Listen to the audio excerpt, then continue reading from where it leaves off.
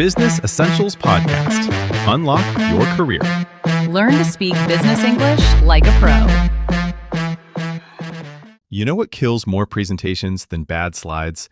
People trying to squeeze 10 pages of data into 5 minutes.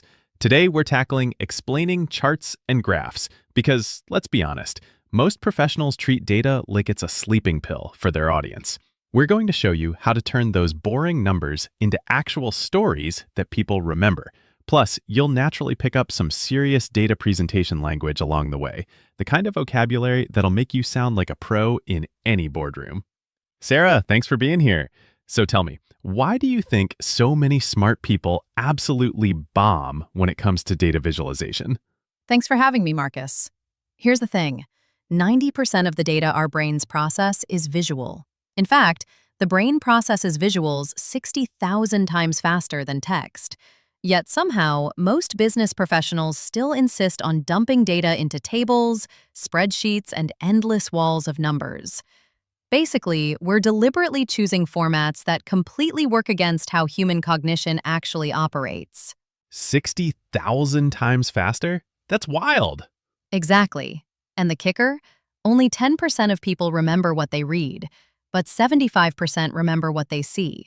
So when you send someone a 10-page report stuffed with numbers, you're essentially betting on the format with 10% retention instead of the one with 75%. You're actively working against yourself. So basically, most of us are shooting ourselves in the foot without even realizing it. Exactly. And here's the kicker. When you combine data with storytelling elements, retention jumps from 5 to 10% to 67%. That's a 6 to 12-fold improvement just from changing how you present the same information.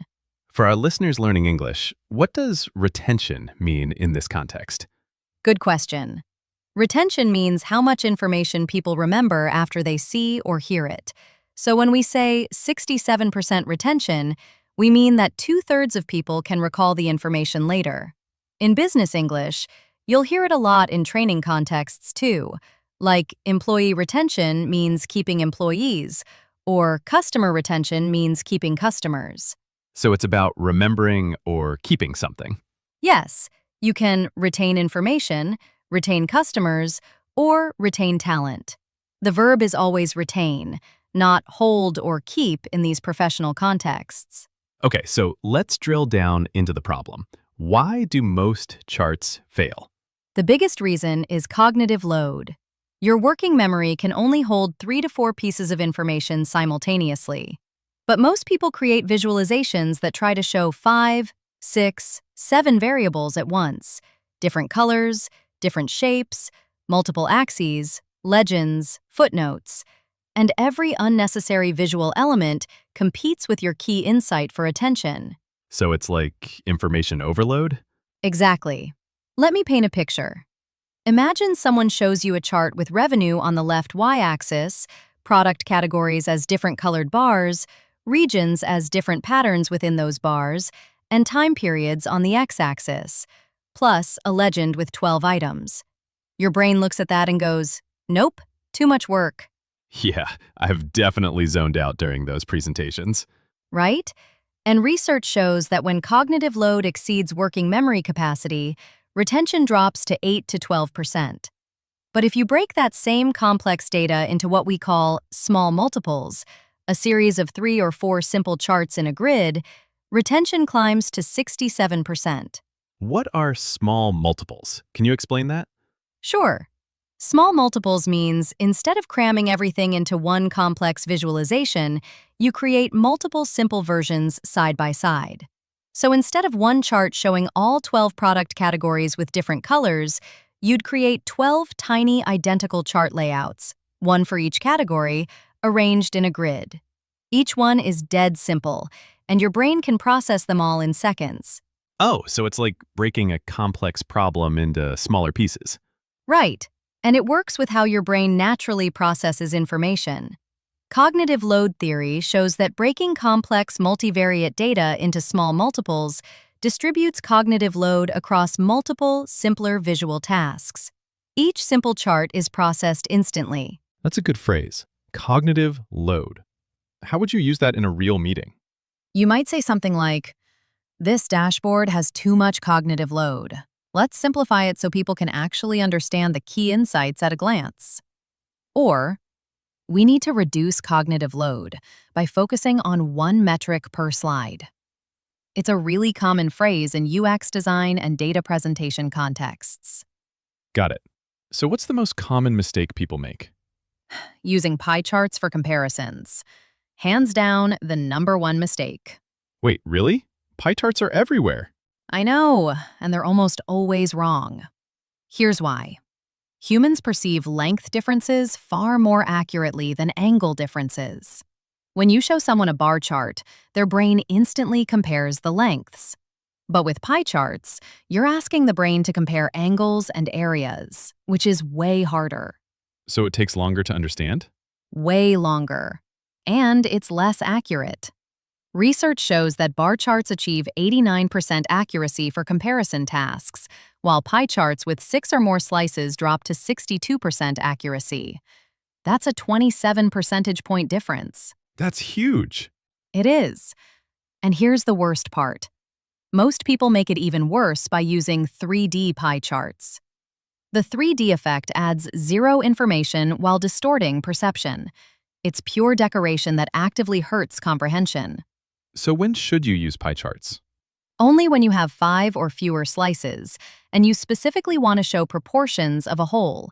Like if you're showing market share split between 3 major competitors, a pie chart can work. But for anything more complex, comparisons, trends, multiple categories, bar charts win every time. Can you give me an example of the wrong way versus the right way? Sure. Imagine you're presenting market share breakdown across 8 product categories. The wrong way is creating a 3D pie chart with 8 slices, with percentages that are all pretty similar, like 12%, 15%, 11%. Viewers can't accurately compare slice sizes. The 3D distorts everything. And people lose 30+ seconds just trying to decode which slice is which. Yeah, and by that point, you've lost them. Exactly. The right way is using a horizontal bar chart with categories sorted from largest to smallest, with clear data labels at the end of each bar.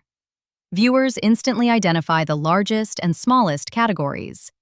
Comparison accuracy increases by 40%, and understanding is immediate. So it's not even close. Not even close. Switching to bar charts increases comparison accuracy by 27 percentage points and reduces comprehension time by 40%. That's a massive win for literally zero extra effort. Okay, what's another big mistake? Using too many colors. People think more color makes charts more interesting, but it actually creates visual noise that overwhelms clarity. Like a rainbow chart? Exactly. Every color your brain has to process competes for attention. Pre-attentive processing, that's the subconscious analysis your brain does in 200 to 500 milliseconds, means viewers form color associations instantly. When too many colors compete for attention, no color achieves salience. Nothing stands out. For our listeners learning English, what does salience mean? Great question. Salience means standing out or being noticeable. It comes from the Latin word for jumping. So when something has salience, it jumps out at you. In business English, you might hear salient features, meaning the most important or noticeable features, or make it more salient, meaning make it stand out more. So it's about visibility and importance? Correct. And in data visualization, you want your key insight to have salience, to jump out immediately. But if you use 12 different colors, nothing has salience. Everything's competing equally. So what's the fix? Use a limited color palette with strategic use of a single accent color to highlight the most important insight. Like, if you're showing revenue trends across 6 regions and one region is significantly underperforming, you'd make 5 regions gray and the underperforming one red. Oh, so the red one jumps out. Exactly. Visual hierarchy becomes clear. Important data stands out immediately. And research shows that 87% of viewers correctly identify the key insight without additional explanation when you do this, versus maybe 30 to 40% when everything's rainbow colored. That's a massive difference. It is. and limiting color palettes to 3 to 4 colors increases information extraction speed by 23% and accuracy by 19%. Plus, it just looks more professional. What about color psychology? Does that matter? Absolutely. Cool colors, blues, greens, promote analytical thinking. Warm colors, reds, oranges, create psychological urgency. So if you're presenting financial data that requires careful analysis, you'd use blues and grays. But if you're highlighting a crisis situation that requires immediate action, red creates that sense of urgency. So the color choice is strategic. Totally strategic. And you also have to consider accessibility. About 8% of men and 0.5% of women have some form of color vision deficiency. So if you rely on red-green distinctions, a significant portion of your audience literally can't see the difference. Wow, I never thought about that. Most people don't. But it's one of those things where intentional color psychology increases engagement by 52% and comprehension accuracy by 31%. It's one of the highest yield improvements you can make. Okay, so what about misleading charts? I feel like people manipulate data all the time. Oh, that's a huge problem. The most common manipulation is what we call lie factors, using truncated axes or misleading scales to exaggerate changes. Can you give me an example? Sure. Imagine a company shows revenue growth from $10 million to $10.5 million. That's 5% growth.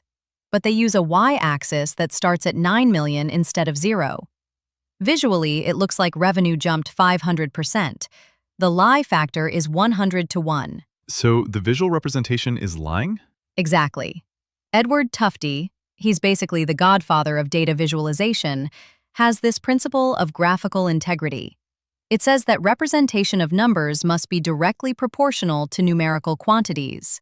So if revenue grew 5%, the visual should show 5% growth, not 500% growth. And people catch this, right?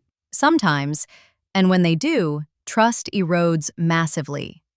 Research shows that visualizations with lie factors exceeding 1.05 are identified as misleading and reduce perceived trustworthiness by 64%.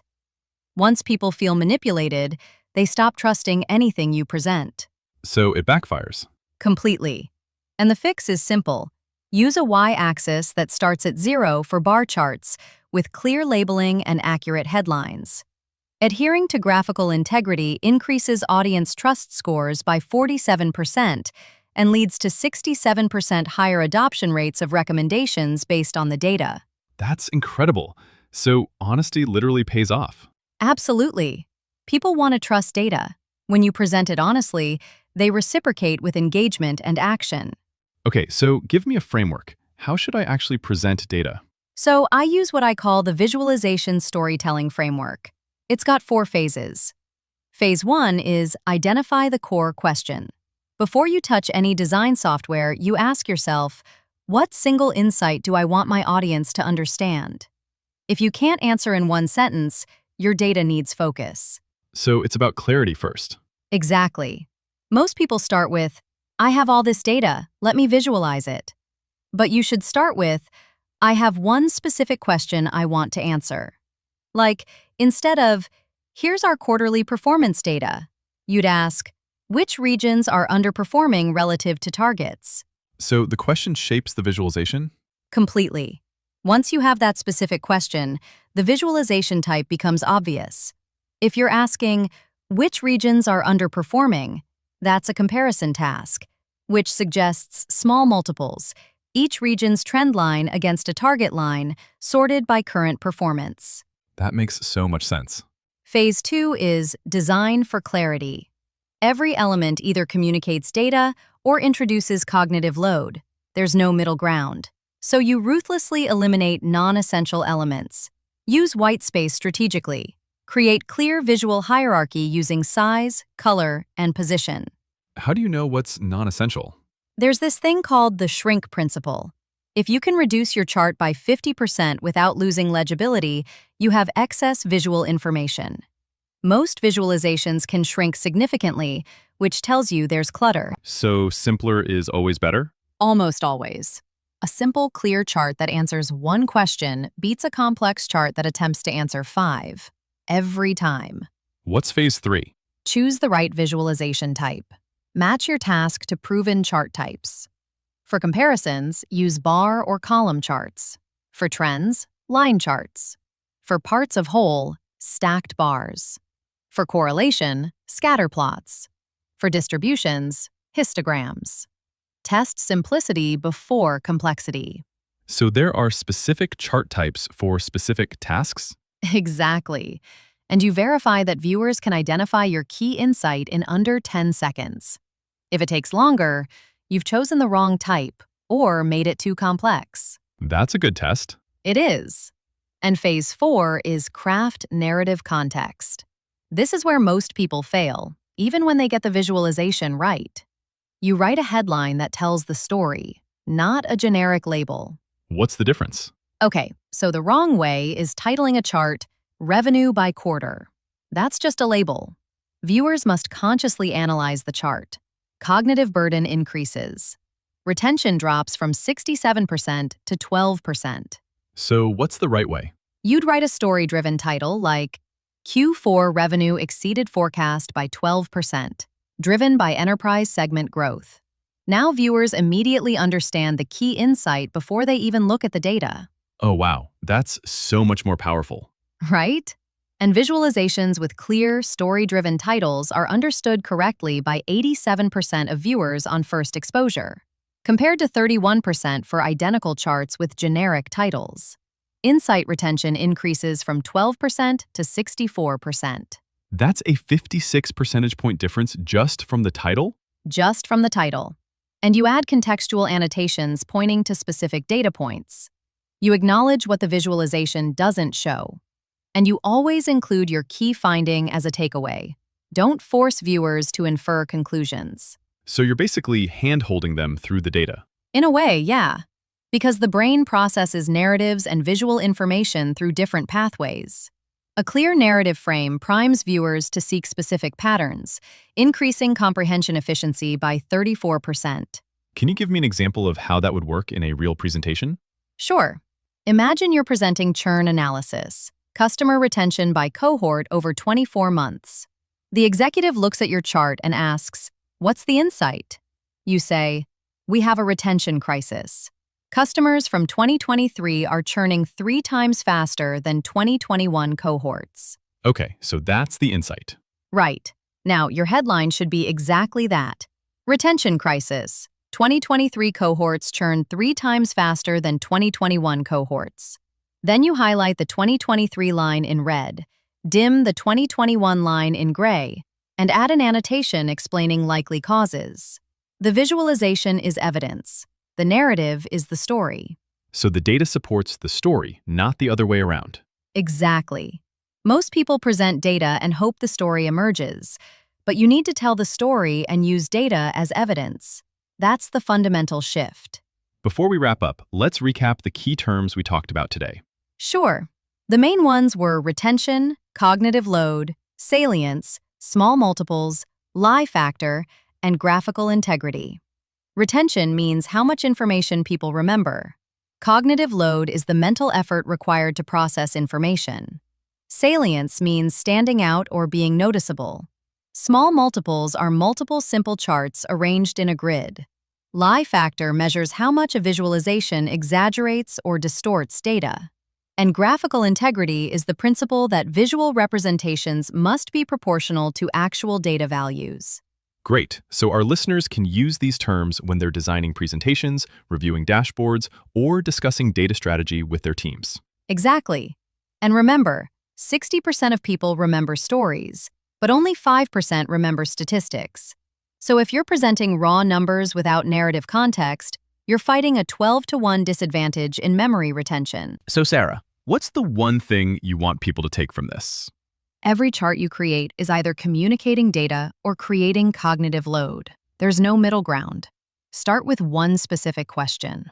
Design for clarity by eliminating clutter. Choose the right chart type for the task. Bar charts for comparisons, line charts for trends. And always, always wrap your data in narrative context. The headline should tell the story, not just label the chart. Do that, and you'll see comprehension jump from 12% to 67%. That's not theory, it's measured. Here's what we want from listeners. Think about the last data presentation you gave or saw. Did it follow these principles? If not, what would you change? Try applying this 4-phase framework to your next chart and let us know what happened. We genuinely want to hear if it improved engagement and understanding. And if you're on a team that creates dashboards or reports, share this episode. These principles compound. When everyone visualizes data with clarity and narrative, your entire organization communicates better. All right, folks, next episode, we're talking about something equally powerful, the story structure that closes deals. Ever wondered why some pitches land immediately while others fall flat, even when the product is identical? We're breaking down the exact narrative framework that top salespeople use to turn skeptics into believers. You'll learn the 3-act structure for business storytelling, the psychological triggers that make stories irresistible, and the common mistakes that kill momentum before you even get to your ask. If you've ever struggled to make your pitch stick, this episode will change how you think about storytelling in sales. And honestly, once you see how this structure works, you'll never look at a pitch the same way again. It's like getting the director's cut of great sales conversations. Exactly. You'll start spotting these moves everywhere, and you'll know how to use them on purpose instead of by accident. All right, that's it from us today. Go out there and start noticing the stories around you. We've had a blast hanging out with you. See you next time, and bring your favorite almost pitch, because we're going to turn it into a winner. Catch you on the next episode. Business Essentials Podcast. Unlock your career. Learn to speak business English like a pro.